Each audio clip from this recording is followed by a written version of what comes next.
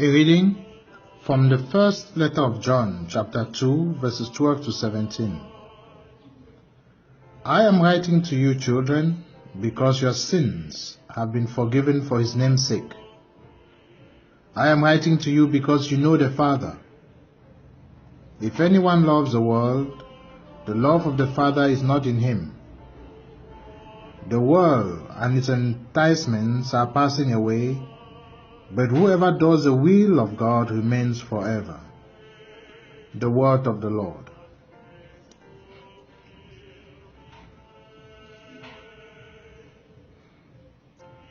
My brothers and sisters, in the lectionary, the 8 days following Christmas and Easter are called octave.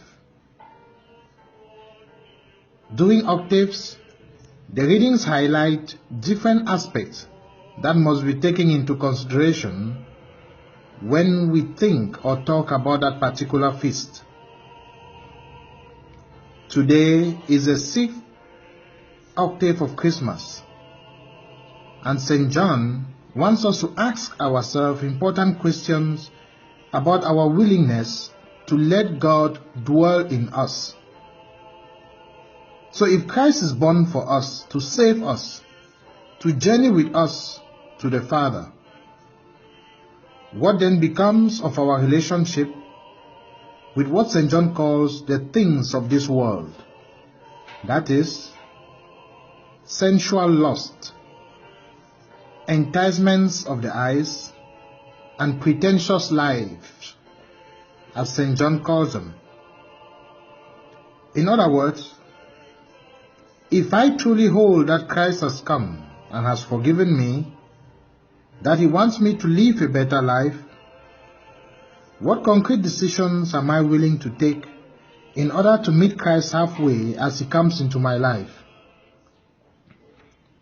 A healthy Christian life requires a minimum amount of discipline, an attitude of freedom, an attitude of responsibility towards 3 main sources of evil present in my life. Sensual lust, what we could call our appetite for sex. Enticements of the eyes, what we could call our endless appetite for material things, for shopping, for endless appetites and desires. And lastly, pretentious life, what we can call our tendency to be hypocrite, to live double lives in our relationship with God and with our neighbors. Spiritual life with Christ incarnate requires that you and I begin to make daily decisions about these 3 things. That the life of Christ in us begin to determine what we do with our lives, what we do with our resources and how we spend them, and how we treat each other in our relationship based on sincerity and truth. Let us pray. Father, in your Son, our Lord Jesus Christ, you seek to relate to us in the most physical ways possible. Through our bodies and senses,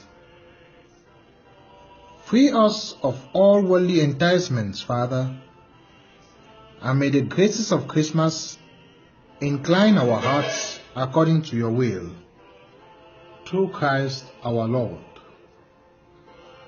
May the Almighty God bless you, the Father, the Son, and the Holy Spirit. This is Father Michel